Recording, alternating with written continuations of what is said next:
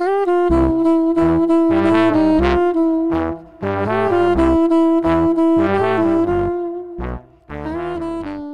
est parti. Bien, alors nous sommes le jeudi 26 mars. C'est notre deuxième débat à Canal Pourpre à propos des élections départementales dont le premier tour a eu lieu dimanche dernier et le second dimanche prochain. Eh bien, Canal Pourpre a toujours autant de succès, c'est absolument merveilleux. La plupart des candidats ou bien n'ont pas répondu, ou bien ne veulent pas venir. Nous avons demandé à tous les 5 candidats de Bergerac 1 et aux 6 de Bergerac 2 de se pointer, s'ils en avaient envie, quel que soit leur succès au premier tour. Je dois dire que M.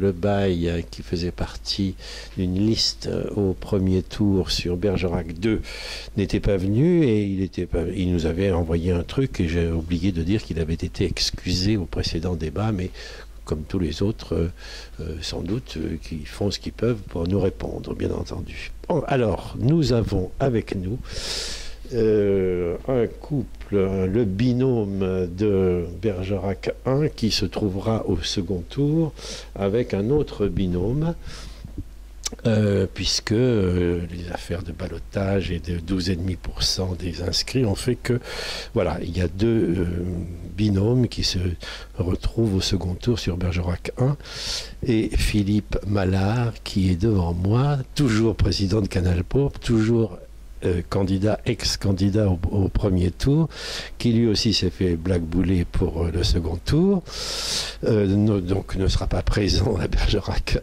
1 cette fois-ci, mais tu es venu, c'est bien gentil de ta part, mais il faut dire qu'évidemment on est de connivence et que notre vilain petit canard, dont tu es le président, est ravi de te voir. Très bien.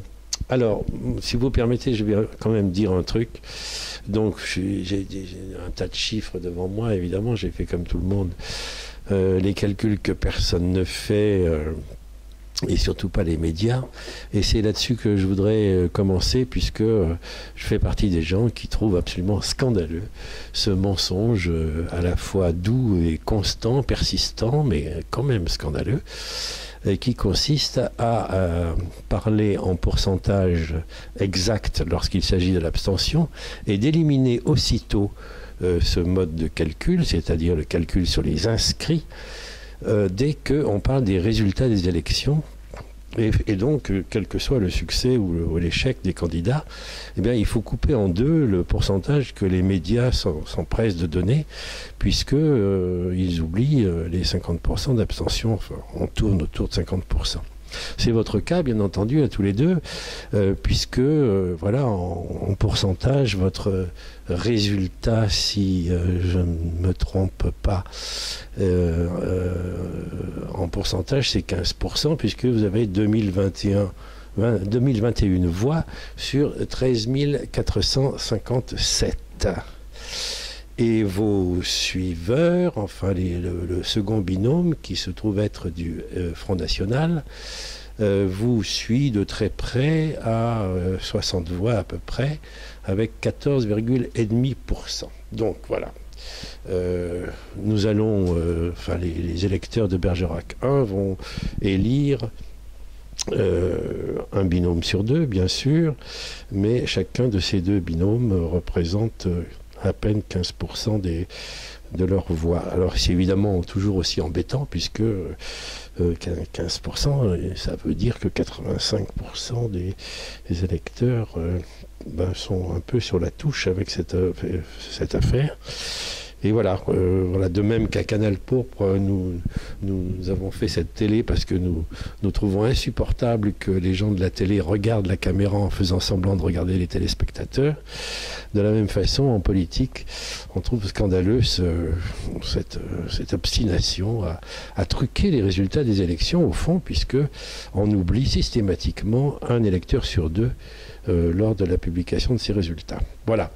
Mais ceci dit, enfin, ça fait partie des raisons qui font que moi, comme d'autres, je suis tenté par l'abstention, puisque on tient tellement peu compte de cette abstention qu'on se dit, ben, ma foi, Et vivement qu'elle soit à 90%, comme ça peut-être on en tiendra compte, enfin, et on cessera de parler en pourcentage erroné ou en tout cas falsifié.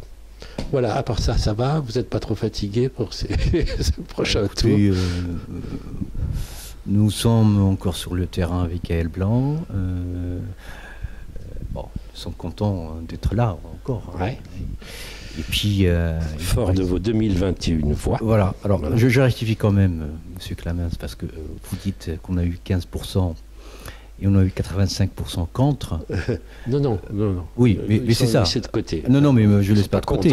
Non, mais si, parce que si vous dites que nous avons que 15% des inscrits, ça veut dire que vous supposez que les abstentionnistes auraient voté contre nous.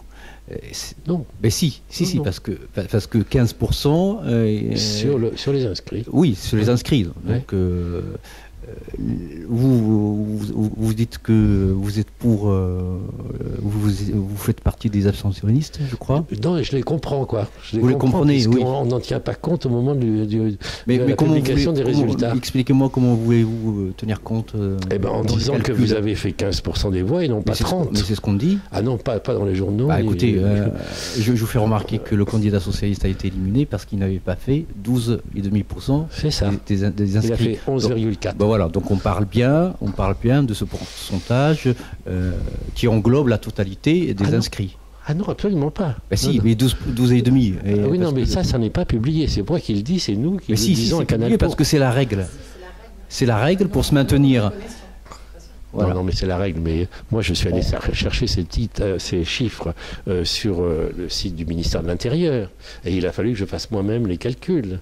Puisque, je le répète, on ne donne les pourcentages qu'en termes d'exprimés. Dans les journaux et partout, à la radio. Ce que publient les journaux, c'est leur... Oui, ce que publient les journaux, ça... Vous ne pouvez pas l'ignorer quand même. Ça... Non, on ne peut pas l'ignorer, mais malgré tout, ça reste de leur propre responsabilité. Par contre, effectivement, il était évident que pour l'ensemble des personnes qui se présentaient, cette règle-là leur avait été bien précisée dès le départ. Elle était même une forme de pression supplémentaire pour sans doute éviter peut-être des triangulaires qui ne seront d'ailleurs pas évités, puisqu'il y en aura quand même. Il y en aura pas mal, oui. Il y en a quand même pas mal. Moi, simplement de dire quand même que le vote, c'est un droit. Que pour bon nombre de droits, on a peu de difficultés à les mettre, à les exprimer, à les faire vivre. Pour le droit de vote, on est devant une forme de... Oui, on peut le dire, une forme d'échec. C'est-à-dire que le fait qu'un électeur sur deux ne se déplace pas, ça pose question, c'est sûr. Ça veut dire que, quelque part, on n'est pas forcément capable d'expliquer suffisamment. Voilà. C'est peut-être une manière de voter, d'ailleurs. Sans doute. Mais par contre, là où je ne suis pas d'accord, ça n'est pas une manière de voter. Moi, personnellement, je ne me suis jamais abstenue. J'ai toujours été votée. Depuis l'âge de 18 ans, j'ai toujours voté. Bon. J'ai parfois pas trouvé de candidat qui me satisfasse. Ça c'est quelque chose que je peux parfaitement comprendre, que l'on ne trouve pas de candidat qui vous satisfasse. Oui, c'est vrai. Mais par contre, je me suis toujours déplacée. Et je me suis toujours déplacée à double titre. Parce que, d'abord, le droit de vote, c'est excessivement important. Moi, j'ai travaillé à l'étranger, dans des pays dans lesquels les gens n'avaient pas le droit de vote. Et ils se battaient pour l'obtenir. Bien sûr. Deuxièmement, j'y allais aussi de manière plus militante parce que je suis une femme et parce que les femmes, on les a longtemps laissées sans le droit de vote. Et je ne ferai pas ce cadeau aux hommes. Non, mais excusez-moi, mais je crois que vous êtes... on se trompe de débat, là, parce que voter, d'abord, il faudrait définir ce que ça veut dire. Si c'est donner sa voix, si c'est s'exprimer politiquement, écoutez, je ne pense pas du tout que les abstentionnistes soient des gens qui ne s'expriment pas politiquement ou qui ne donnent pas de la voix. Ils donnent de la voix. Alors simplement, c'est vrai qu'ils ne mettent pas un bulletin dans l'urne. Voilà, exactement. Ils ne donnent pas la voix, mais il y a une autre manière d'exprimer son mécontentement, c'est de voter, mais voter blanc. Et ça, vous l'avez pas précisé. Je ne sais pas si dans vos calculs. Mais voilà. Donc ça, c'est important, c'est que les gens se déplacent pour voter, mais ils expriment clairement avec le vote blanc leur désarroi, leur mécontentement. Ouais, non, mais on peut toujours rêver, mais voilà. Le fait est que pour l'instant, ce machin n'est pas dans les mœurs, enfin mais blanc et nul sont comptabilisés, hein, on a des chiffres, il y en a 342. Ah mais voilà, donc c'est ce chiffre qui est intéressant à analyser, parce que c'est des gens qui répondent quand même à cet appel, je veux dire, des élections. Gaël a dit, c'est une chance de pouvoir voter, mais vous tenez absolument à dire que les abstentionnistes je dis qu'il faut tenir compte, mais moi je dis, je suis désolé, le vote blanc aussi, il faut tenir compte, parce que c'est des gens qui font quand même l'effort d'aller voter et qui expriment aussi quelque chose. Tout à fait d'accord là-dessus, hein, ça n'a pas de problème. Juste pour réagir sur le vote blanc, c'est vrai qu'il est comptabilisé, mais il est complètement noyé. Pourtant, il y avait une décision, enfin, il y a une loi qui est passée sur le vote blanc, donc il y a cette... oui, c'est celui-ci. C'est celui-ci. Le vote blanc est comptabilisé, mais après il est noyé dans les résultats, c'est-à-dire qu'il n'est pas représenté dans les médias, on va dire, dominants, à part le chiffre de l'abstention, qu'on oublie très vite, puisqu'après on passe aux résultats par rapport aux exprimés, et pas le vote blanc. Donc la loi qui est passée l'année dernière sur le vote blanc est une loi qui ne prend pas véritablement en compte ce vote. Il est compté. On est en train de chipoter sur des conneries là. Blanc, nul, abstention. Moi, je mets ça dans le même sac. Ce sont des gens qui sont là, qui sont inscrits. Ce sont des électeurs. Et je trouve scandaleux qu'au moment du résultat des élections, tous les médias oublient un électeur sur deux. Micro. Et des gens qui se déplacent et qui expriment par le vote blanc. Ah bah si. D'accord. Il y a quand même une différence. Je suis désolé. Oui, il y a une différence. Minuscule. Minuscule, mais importante. 300 voix. Pardon. Allez-y. Oui, pour en revenir à un peu... je ne sais pas si on peut tirer des leçons, c'est un peu trop... Histoire immédiate. Donc il faut faire attention. Par contre, voilà, le chiffre de l'abstention est très, très fort. C'est pas l'histoire immédiate. Toutes les élections sont sur le même tonneau. Hein. Pas tout le type d'élection. Entre les présidentielles et les municipales, il y a quand même une différence. Mais l'abstention grossit depuis les années 70, 80, voire 90. Donc ça, c'est vrai que c'est quelque chose qui est étonnant. On ne prend pas en compte tous les gens qui ne s'inscrivent plus sur les listes électorales, souvent des couches entre guillemets dites défavorisées, qui ne vont même pas s'inscrire sur les listes électorales, qui ne sont même pas comptabilisées du coup dans ce chiffre des inscrits sur un territoire. Là encore, il y a une étude qui a été réalisée qui montre que le nombre de non-inscrits a tendance à augmenter. Donc ça, c'est un réel problème. Là encore, on ne veut pas, si vous voulez... là aussi, je crois qu'il faut avoir vocation, non, à simplifier un certain nombre de choses, et il faut avoir la volonté d'aller expliquer davantage. Simplifier d'abord parce qu'effectivement, on sait très bien quelle est la cohorte de gens qui arrivent à l'âge de la majorité. Ils pourraient être inscrits automatiquement, par exemple. Je pense que on a quand même suffisamment de logiciels en France, on a quand même suffisamment de technicité pour pouvoir proposer à des jeunes pour qui c'est pas forcément facile, c'est pas forcément évident que de savoir qu'avant le 31 décembre, il faut aller s'inscrire. C'est pas une évidence. Ouais. Alors peut-être que à l'époque où j'étais élève lycéenne, peut-être qu'on nous tenait plus au courant pour aller nous inscrire. On avait peut-être plus d'incitation, on recevait un courrier, des choses comme ça, et on avait aussi dans le milieu familial des gens qui nous incitaient aussi.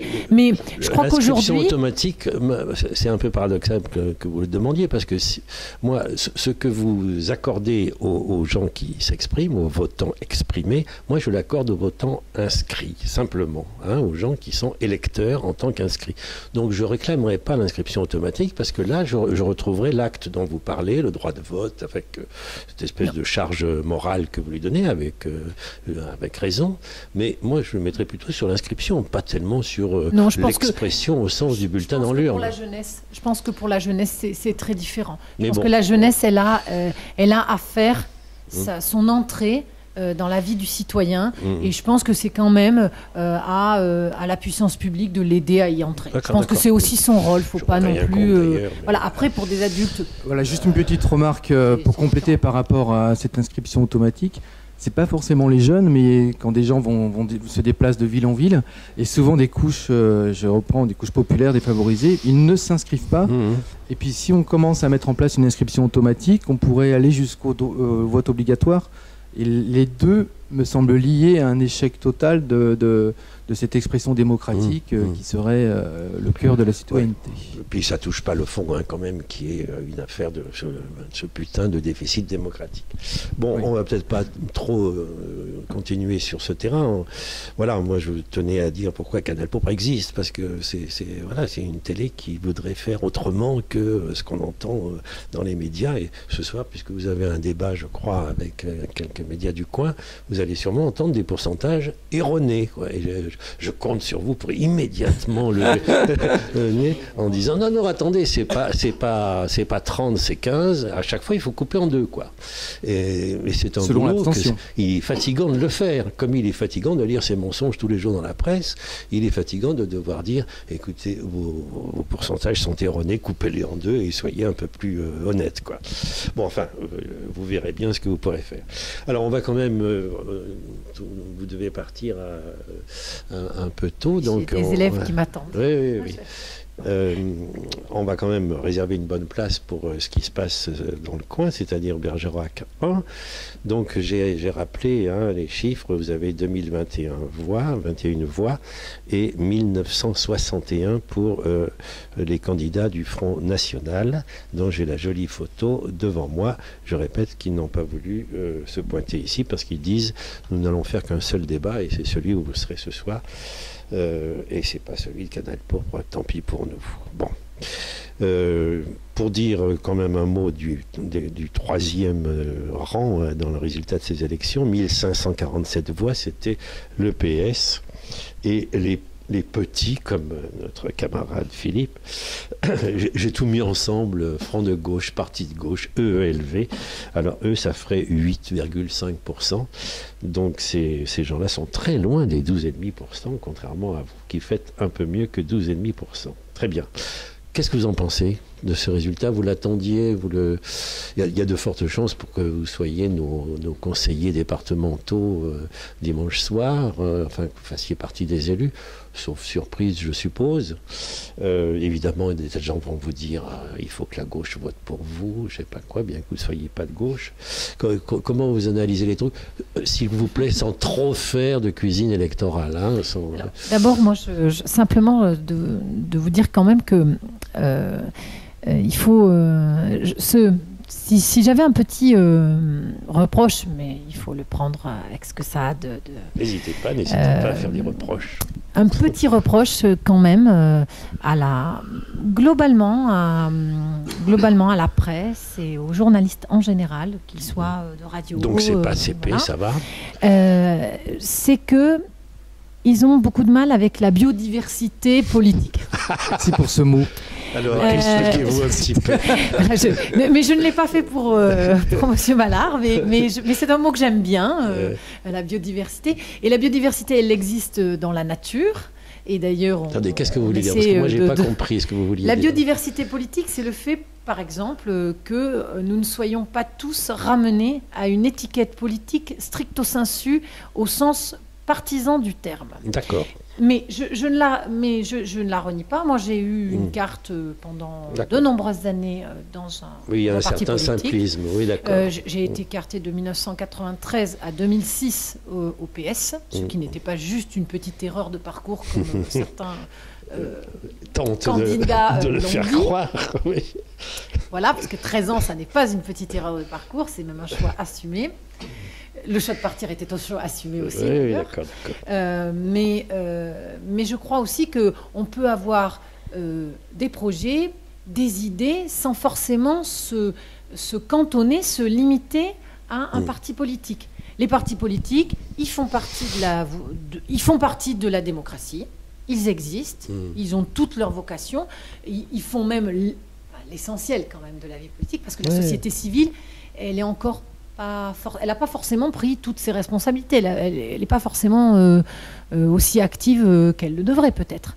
Mais moi, je m'en revendique. En tout cas, je pense que on peut faire désormais autrement, Alors nous, on a choisi donc Rassembler pour Bergerac, Rassembler pour la Dordogne. Ça a été notre, notre image pendant la campagne municipale en premier lieu, et ensuite celle des départements. D'ailleurs, votre papier ne comprend en effet aucun signe distinctif. Alors, simplement un petit mot, excuse-moi Philippe, mais bon, vous regrettez un truc, on vous suit très bien, cette réduction, ce réductionnisme, ce simplisme, mais vous savez, ça c'est que depuis que la vie politique est devenue une partie de la pub, l'étiquetage est maître, comme les marques dans votre supermarché, quoi. C'est un peu la même chose, quoi. Oui. Bon, vous avez fait allusion au Front républicain, parce que vous avez dit les gens, la gauche, la droite, les républicains voteront pour nous. Et c'est pour ça, moi, j'ai demandé le soir même du premier tour un débat avec les candidats du Front National. Parce que je voulais quand même que les gens regardent tous les candidats, ceux qui proposent un vrai projet pour Bergerac, pour le département, et les autres qui nous proposent le même projet à Bergerac, à Poitiers, à Ajaccio. Et vous avez pu décrocher un seul... Bon, mais c'est déjà une bonne chose. Donc on verra ce soir avec les candidats du Front National, parce que les gens, je les comprends, on les a entendus, ils ont exprimé à travers ce vote pour les candidats du Front National leur colère, leur désarroi, leur ras-le-bol. Mais par contre, dimanche prochain, le vote est décisif pour Bergerac et pour le département. Et là aussi, il faut que les gens comprennent les enjeux de cette élection. Et donc, je compte beaucoup sur les Bergeracois. D'abord, comme vous l'avez bien dit, venir massivement voter, exprimer... J'ai pas dit ça, mais bon. Bon, mais bon, voilà. Donc, vous avez parlé des gens qui ne se déplacent pas, mais là, il y a quand même... Non, mais c'est vrai que votre truc n'a pas d'étiquette. Hein, mais nous n'avons pas voulu mettre d'étiquette, parce que... C'est pour ça que je poserai la question à Philippe. Tu regrettes pas de t'être présenté mais parce que notre projet est clair. Nous avons une démarche, c'est le rassemblement. Nous l'avons toujours dit, on rassemble des gens qui viennent d'horizons différents. Moi, je suis militant UMP et je reste UMP. Gaëlle Blanc, elle était au Parti Socialiste. Aujourd'hui, elle n'a pas d'étiquette. Voilà, donc ça ne nous empêche pas de parler, de discuter et surtout de proposer un projet commun pour Bergerac et pour le département. Est-ce que vous continuerez, alors juste un tout petit mot, est-ce que vous allez continuer à cette politique sans étiquette, cette présentation, je veux dire... Ah bien sûr, nous l'avons essayé pour les municipales, ça a marché. D'accord. Nous, aujourd'hui, j'espère que ça va marcher dimanche prochain. Il faut continuer maintenant à notre échelon, peut-être pour les régionales. Ok, merci. Alors Philippe, donc je disais, est-ce que... Attends, je vais d'abord répondre parce que tu parles beaucoup. L'étiquetage. J'aimerais répondre sur l'étiquetage justement. Bon, je reviens sur ce que je disais. Ce qui était étonnant, c'est que notre liste Alternative Citoyenne Écologique et Solidaire était la seule liste où quasiment la seule liste où les logos de deux partis étaient présents, Europe Écologie Les Verts et le Parti de gauche. Et sur les autres listes, à part le Front National, non, pardon, PCF, mais Front de gauche. Bon, on ne veut pas revenir là-dessus. Et puis, je crois qu'il ne faut pas prendre non plus des vessies pour des lanternes, Gilles.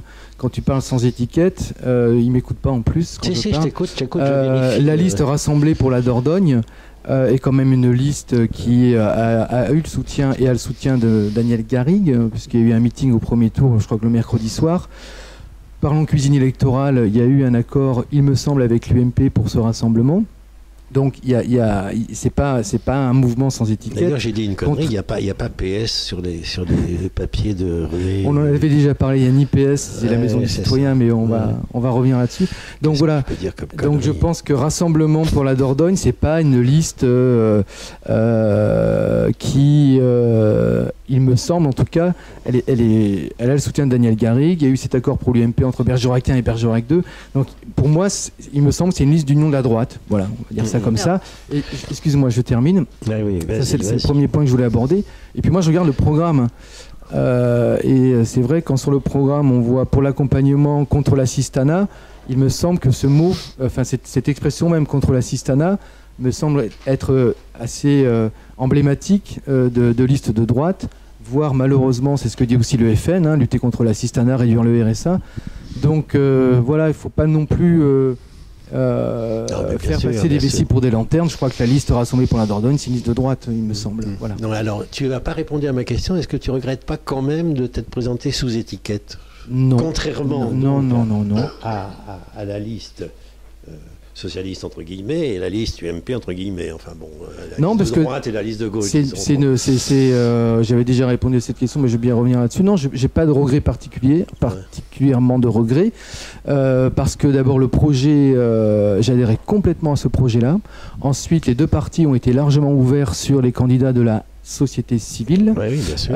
Puisque nous étions un binôme. Tu fais partie des sans-étiquettes en tant que candidat, quoi. Oui, voilà. Et donc non, c'était un projet auquel j'adhérais entièrement. Donc j'ai pas de regret particulier. Et attends, un dernier petit truc de cuisine encore. J'aime pas la cuisine électorale. Il n'y a pas de regret de ton côté, enfin du côté des Verts et tout ça, d'avoir fait liste commune avec le Front de gauche. Non, le parti de gauche. Le parti de gauche. Ah, de ne pas avoir fait de liste commune. Oui. Alors ça, ça a été une décision qui appartient aux partis politiques pour les citer. Non, mais du coup, tu ne le regrettes pas personnellement? Moi, j'étais pas présent à ce moment-là quand il y a eu ce désaccord. Vous auriez fait 8,5 si vous étiez mis ensemble. Oui, mais alors on peut dire... Non, mais on n'a qu'à dire toute la gauche se met ensemble et à ce moment-là, il serait arrivé premier dimanche dernier. Je crois que justement, l'intérêt de la démocratie, c'est de multiplier les listes et les projets. Les projets étant différents, quand il n'y a pas d'adhésion, si c'est pour faire une union de façade, moi ça ne m'intéresse pas du tout.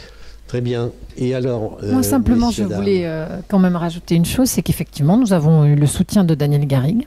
Et je rappelle que Daniel Garrigue n'est plus carté à l'UMP depuis déjà plusieurs années et qu'il a assumé d'en partir avec tout ce que cela comporte. Vous savez, partir de... Lorsqu'on a été encarté politiquement, quitter un parti politique, c'est souvent, ça vous est souvent plus reproché qu'autre chose. C'est souvent d'ailleurs une démarche, lorsqu'elle est assumée, un peu au début, c'est un peu une traversée du désert, il faut le dire. Mais ça oblige à remettre en question un certain nombre de concepts, et ça oblige à considérer autrement le rapport politique. Et tout à l'heure, je parlais de biodiversité politique, mais j'y reviens parce que je pense que à trop vouloir uniquement ramener des candidats à leur seule carte dans un mouvement politique, on réduit considérablement la démocratie. Ça veut dire qu'il y a des candidats que l'on n'aura pas. Si on n'a que des candidats qui sont patentés avec le tampon du parti, il y a des tas de gens que l'on n'aura pas dans le monde politique, et c'est pas comme ça qu'on va faire venir les abstentionnistes, justement. Du coup, vos papiers sont clairs là-dessus. Je dirais une certaine... Parce que les abstentionnistes, s'ils ne se déplacent pas, c'est peut-être aussi parce que, quelque part, dans le panel de ce qui leur est proposé, ils ne trouvent pas quelque chose qui les satisfasse. D'accord. Donc, par définition, plus on augmente la capacité à la finesse du raisonnement politique, à la finesse des propositions, et à ne pas avoir que des gens strictement patentés, alors peut-être que, je dis bien peut-être, je n'ai pas dit que c'était une réponse absolue et définitive, mais peut-être que ça pourrait réduire justement cette abstention qui, moi, me pose question. Vos papiers sont clairs puisque vous n'avez pas mis en avant d'étiquette. Moi, j'ai envie de répondre à Philippe Mallard sur le mot assistanat. Longtemps dans ce pays, on a laissé des mots, des thèmes pour le Front National, et on dit attention, c'est tabou, il ne faut pas en parler. Dès qu'on parle d'immigration, non, là on ne peut pas en parler, c'est le thème du Front National. L'assistanat, oh non, ça c'est le thème du Front National. Mais je suis désolé, des assistés, ça existe, monsieur Mallard. Définissez-moi ce que vous appelez des assistés. Mais des gens qui profitent du système comme la plupart, comme le français le dit clairement. Il y a des gens qui profitent du système. Statistiquement, c'est infime. Oui, mais ça existe. Je suis désolé. La fraude à assistance sociale, la fraude, ça existe. Tout à fait infime. Alors, c'est infime, mais vous savez, en temps de crise, même l'infime, ça doit compter. D'accord, mais il y a peut-être des trucs plus sérieux quand même. Oui, non, mais j'en connais d'autres de fraudeurs qui... Mais c'est sérieux, je suis désolé, des fraudeurs, ça existe. Ah, oui. Mais autrement plus important. Et on a tendance à laisser au Front National les thèmes, la fierté nationale, l'amour de la France, le drapeau tricolore, la Marseillaise. c'est comme si on dit eh ben non, mais ça ne nous concerne pas. Ça ne nous concerne plus. Et c'est ça l'erreur que les politiques ont faite depuis un petit moment. L'abandon sur les valeurs, il existe depuis la fin du 19e siècle. Jeanne d'Arc, le drapeau tricolore, etc. C'est clair que l'extrême droite, c'est pas depuis le Front National, ça existe depuis la fin du 19e siècle. Mais peut-être plus. Je vais revenir juste sur l'assistanat. Les chiffres montrent qu'il y a beaucoup plus de gens qui ne profitent pas des aides parce qu'ils ne demandent pas ces aides que des gens qui fraudent. Et la fraude fiscale est beaucoup plus importante parmi les classes dirigeantes et financières par rapport à cet assistanat qui est, à mon avis, un argument politicien. Et je termine juste pour revenir à ce que vous disiez. Sur les valeurs du Front National, je suis entièrement d'accord avec vous. Ne pas abandonner certaines thématiques au Front National, mais ça ne veut pas dire qu'il faut accaparer des thèmes qui n'en sont pas. Et reprendre cette idée d'assistanat, pour moi, il y a une frontière. Et par rapport au Front National, l'abandon, c'est pas tellement les valeurs, l'identité, le patriotisme, mais c'est les couches populaires. J'ai regardé un peu les résultats. Jean Moulin, par exemple, où il y a une poussée du Front National, un quartier assez populaire, un quartier d'ailleurs où on a fait de bons résultats. Et donc, ce qui est important de voir, c'est dans ces quartiers populaires où il y a une montée du Front National. Donc, alors c'est vrai que l'électorat du Front National, il est très très difficile à analyser. Il y a une porosité entre la droite dure ou droite du centre vers le Front National. Il y a une porosité d'anciens électeurs du PC vers le Front National, donc c'est très dur à interpréter comme l'abstention. Mais je crois que malheureusement sur votre projet, moi quand j'ai vu Assistana, ça m'a quand même questionné. Parce que là, pour le coup, je pense que c'est pas bon, quoi. Enfin, je veux dire, c'est pas je suis pas persuadé que ce soit un enjeu fondamental, sauf faire une frontière, entre la droite. Oui, je sais que c'est leur choix. Sauf faire une frontière entre la droite et la gauche. Si, mais simplement, Monsieur Mallard, simplement de vous dire quand même que on a en France un vrai problème parce que on est face à un RSA que l'on donne. Alors effectivement, on est d'accord que moi j'ai un regard infiniment plus sévère sur des gens qui fraudent fiscalement l'État et les collectivités. On est content de vous l'entendre dire. Oui, bien sûr, mais c'est bien sûr, puisque par définition, cette fraude-là est très importante. Pour moi, la solidarité d'accompagnement, c'est pas ce but-là que je poursuis.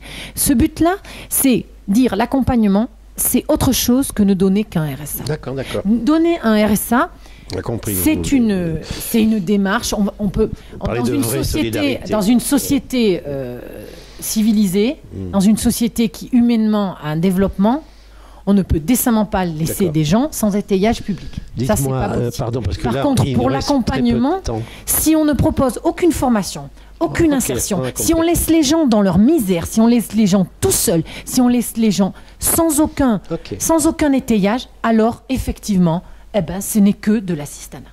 Attendez, juste une minute, je prends juste pour répondre encore. Dans notre projet, nous avions des objectifs. D'accord ? Nous avons parlé de la santé, de la culture, de l'environnement, de l'emploi, du désenclavement, de l'aéroport, des investissements pour Bergère et tout. Et ce mot-là, qui était vraiment dans une petite phrase, et c'était la solidarité d'accompagnement que la solidarité d'assistanat, je suis un peu surpris de voir que des gens comme vous vont chercher vraiment le petit détail. Alors que dans l'ensemble, nous avons un projet qui est clair et un projet qui correspond. Excusez-moi, mais on va non, Philippe. Pour moi, c'est un. Vous dites que c'est un détail. Pour moi, c'est un marqueur, un marqueur fort sur un programme. Ok, non, juste, il faut quand même qu'on termine là-dessus, mais tout le monde voit au résultat de ce premier tour que il y a 2000. Je simplifie, mais il y a 2000 voix pour vous, il y a 2000 voix pour le FN et il y a 2000 voix pour le PS. Je simplifie beaucoup, mais je reviens aux étiquettes et on a vu toutes les guillemets qu'il fallait mettre là-dessus. Mais dites-moi, qu'est-ce que vous en pensez, cette scission du Bergerac 1 en 3 fois 2000, quoi. En gros, ce sont les voix qui vous intéressent, ce sont les 6000 personnes qui votent, qui ont leurs idées, etc. etc. Pour l'instant, on ne parle pas des abstentionnistes. Qu'est-ce que vous en pensez de cette tripartition? Ça vous va? Vous trouvez ça fidèle à la réalité politique que vous connaissez? Est-ce que, en gros, l'opinion bergeracoise qui vote se distingue vraiment dans ces, comme ça, en 3 morceaux, quoi? Qu'est-ce que vous en pensez?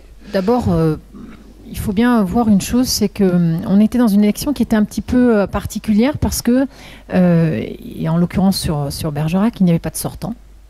Il n'y avait pas de sortant et on n'avait que des nouveaux candidats. Vous n'appliquez pas ça aux autres élections? Enfin, ça vous paraît fidèle à la réalité du terrain? Pas tout à fait, parce que d'abord, les élections départementales, comme les élections régionales, ce sont des élections qui, par rapport aux présidentielles ou aux municipales, ont une abstention qui est plus forte, mais je dirais de tout temps. Pas celle-ci en particulier. D'ailleurs, à celle-ci, il faut bien dire, la mobilisation était un petit peu meilleure que celle de 2011.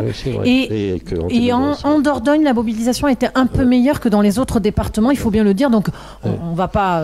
mais est-ce que ça vous paraît fidèle aux 100% des Bergeracois qui votent? C'est-à-dire 3 fois 30% comme ça. 3 fois 2, 3 fois je ne sais pas. C'est pas la première fois qu'on arrive à ce type de résultat. Je vous rappelle qu'en 2008, il y avait une triangulaire, une possibilité de triangulaire. Donc ça vous paraît assez fidèle à ce que c'est assez fidèle.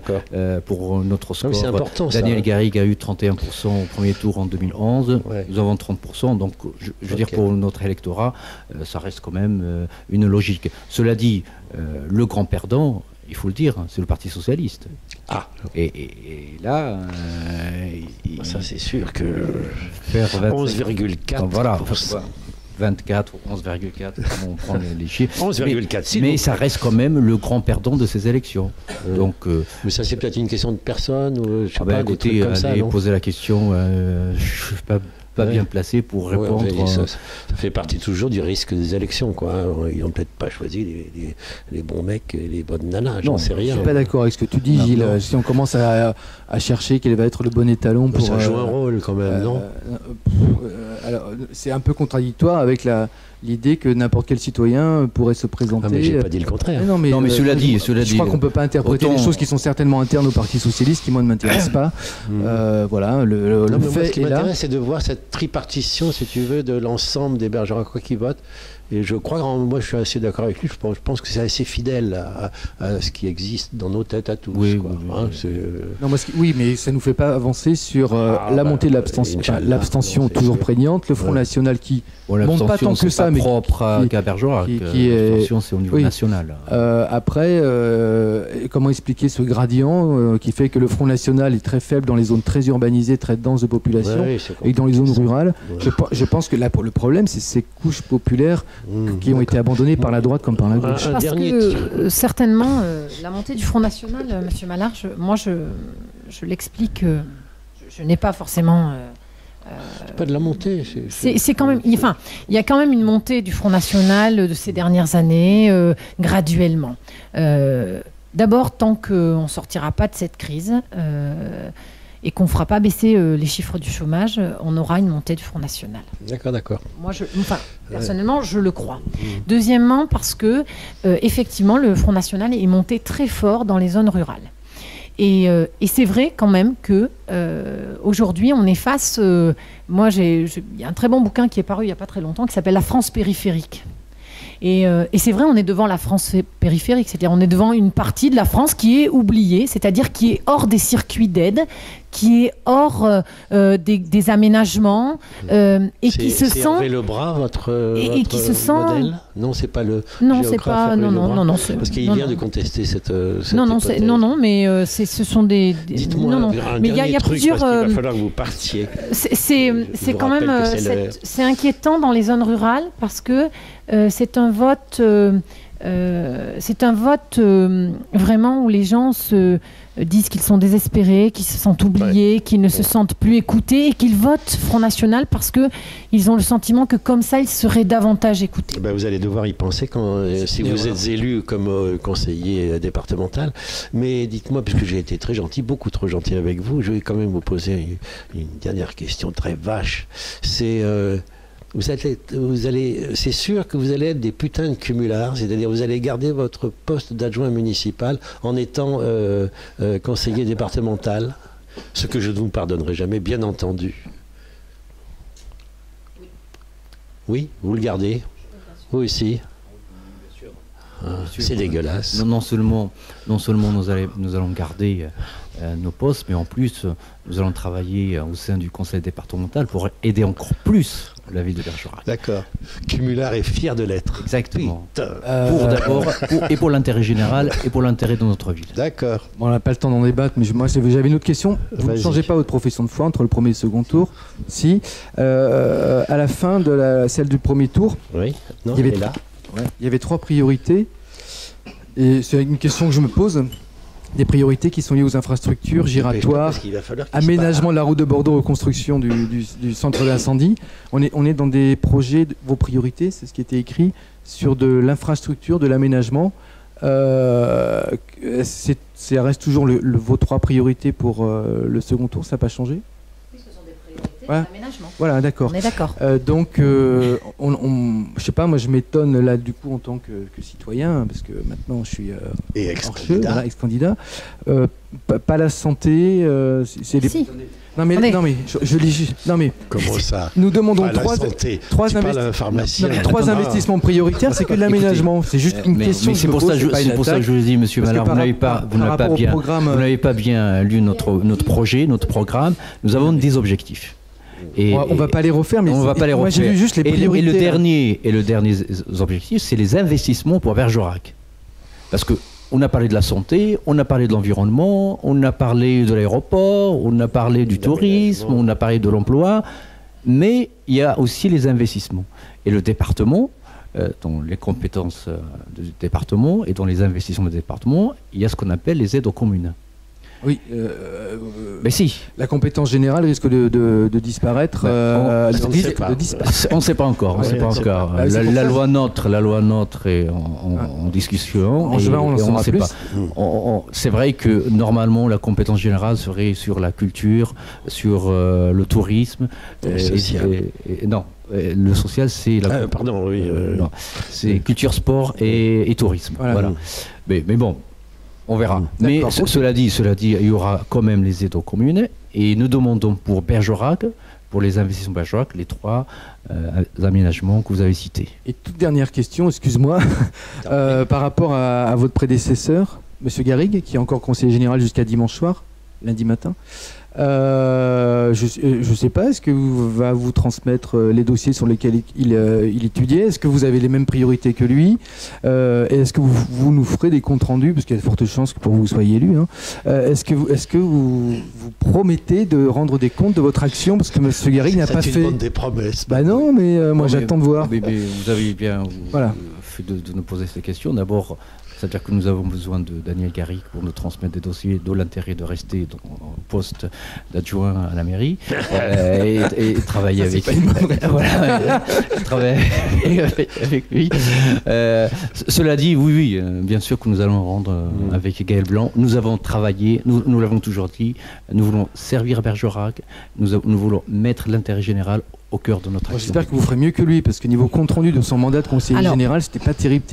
Ceci étant, maintenant, si on peut juste dire effectivement, un constat quand même, c'est que moi je m'intéresse au département depuis plusieurs mois, et depuis plusieurs mois je vais à la recherche d'informations sur le département, de chiffres, de mise à jour, et j'y suis allée comme n'importe quel citoyen peut y aller, c'est-à-dire sans avoir de dossier transmis par personne, je le précise. Et là, c'est là qu'on est très très surpris, parce que quand on va sur les différents sites d'accroche sur le Conseil général de la Dordogne, mais on se rend compte que par exemple, dans de très nombreux domaines, les chiffres ne sont pas actualisés depuis 2011. Par exemple. Alors, on est quand même en 2015. Alors, non que je sois, moi, une pro de l'informatique ni du numérique, loin s'en faut, mais quand même, je pense qu'on a vocation d'abord à actualiser les chiffres. Et ensuite, par exemple, quelque chose qui serait relativement simple, mais mettre des comptes rendus des données vraiment ouvertes, des données ouvertes sur le site du Conseil général. Je pense qu'il y a suffisamment de gens compétents au Conseil général qui y travaillent pour être capables de mettre un procès-verbal, des comptes rendus, un certain nombre de décisions. Je ne sais pas moi, l'évolution d'un chantier, par exemple, qui concerne le département. Moi, je crois quand même que ce serait intéressant. Là aussi, si on veut que les gens deviennent, utilisent plus leur rôle de citoyen et participent davantage, il faut aussi faire l'effort de les intéresser. Si on ne fait jamais aucun effort, c'est sûr qu'on les intéressera jamais. Alors moi, je ne parlais pas des comptes rendus de commission, mais comme ce que fait Madame Alain, députée de la Dordogne, elle vient régulièrement pour dire ce qu'elle fait. Donc on espère que vous êtes élus. Merci à vous, en tout cas. Nous sommes toujours répondus à votre invitation. Inch'Allah, jusqu'à présent, merci. Et j'espère que ça continuera. J'espère que d'ici quelques mois, vous allez nous envoyer une invitation pour venir parler de notre action et on viendra avec le plus grand plaisir. Très bien, merci beaucoup. Merci beaucoup.